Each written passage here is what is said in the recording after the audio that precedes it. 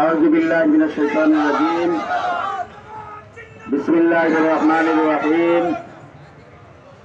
আমার প্রিয় ফেঞ্চুগঞ্জবাসী, আপনারা দেখতে পাচ্ছেন ইতিমধ্যেই 11 দলীয় জোট মনোনীত প্রার্থী আল্লামা গফুরী রহমাতুল্লাহ আলাইহির সুযোগ্য সন্তান আল্লামা মুসলিউদ্দিন রাজু ভাইকে নিয়েই আপনাদের সকলকে সাথে নিয়ে আমরা এই ফেঞ্চুগঞ্জ বাজার ইতিমধ্যেই আমরা গণসংযোগ সম্পন্ন করেছি। যারা বলেছিল জামাত ইসলামী স্টেপ ডাউন করেছে, আজকের ফেঞ্চুগঞ্জের বাজারের গণসংযোগ যে গণজোয়ার তৈরি হয়েছে, ওইটা স্টেপ ডাউন নয়, ওইটা স্টেপ আপ হয়েছে। মেসেজ ক্লিয়ার আমার সম্মানিত ফেঞ্চুগঞ্জবাসীর কাছে। আপনারা সবাই জানেন, আমরা ফেঞ্চুগঞ্জের বালাগঞ্জের দক্ষিণ সুরমায় আমাদের প্রিয় নেতা মাওলানা লুকমানকে নিয়ে আমরা নির্বাচনী কার্যক্রম আমরা পরিচালনা করেছিলাম।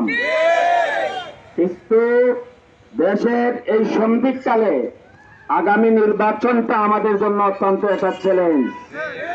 আগামী নির্বাচনে নির্ধারিত হবে বাংলাদেশ নতুন পথে যাত্রা করবে না পুরাতন বস্তা পচা সেই রাস্তায় আবার পরিচালিত হবে।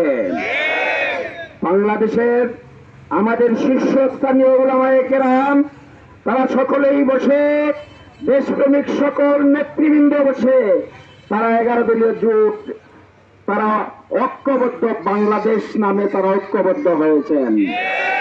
বাংলাদেশ জামাত ইসলামী সহ এদেশের সকল ইসলামী আন্দোলনের নেতাকর্মী, দেশপ্রেমিক নেতাকর্মী সবার ব্যক্তির চাইতে দল বড়, দলের চাইতে দেশ বড়। 11 দলীয় জোটের স্বার্থে না, শুধু দেশের স্বার্থে মাওলানা লুকমান সাহেবকে এই আসন থেকে উদ্ধ করে আমরা মাওলানা মুসলিউদ্দিন রাজুকে জেনে দিয়েছি। এতে আমাদের সকলের কাছে, আমার ফেঞ্চুগঞ্জবাসীর কাছে আমার এখানে খোলামেলা বক্তব্য, আমরা এই রিক্সা পথে এতদিন আপনাদের কাছে দাড়িপাল্লা নিয়ে গিয়েছিলাম। আমি সহ আমার দলের সর্বপর্যায়ের নেতাকর্মী, শুভাকাঙ্ক্ষী যারা দাড়িপাল্লার জন্য মাঠে ময়দানে যারা কাজ করেছেন, 11 দলীয় জোটের সকল নেতৃবৃন্দ যারা কাজ করেছেন, স্ব প্রতীক নিয়ে এখন থেকে আমাদের সবার প্রতীক হচ্ছে রিক্সা। সবাই একটু জুড়ে, সবাই একটা স্লোগান দেন, আমাদের প্রতীক কে?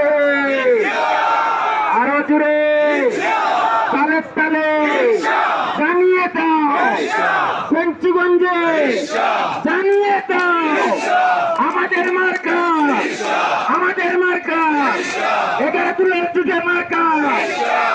প্রিয় ভাই এবং বন্ধুগণ, আমি ফেঞ্চুগঞ্জবাসীকে অনুরোধ করব, এই বছর আমরা শুধু প্রতীক দেখে ভোট দেব না। এই বছর আমাদেরকে অবশ্যই সৎ, যোগ্য, দিনদার, খোদাদের উপর হেজগার দেখে, যারা আপনার আমার সম্পদ, দেশের সম্পদ যারা আত্মসাৎ করবে না, তাদেরকে আমরা ভোট দেব ইনশাআল্লাহ।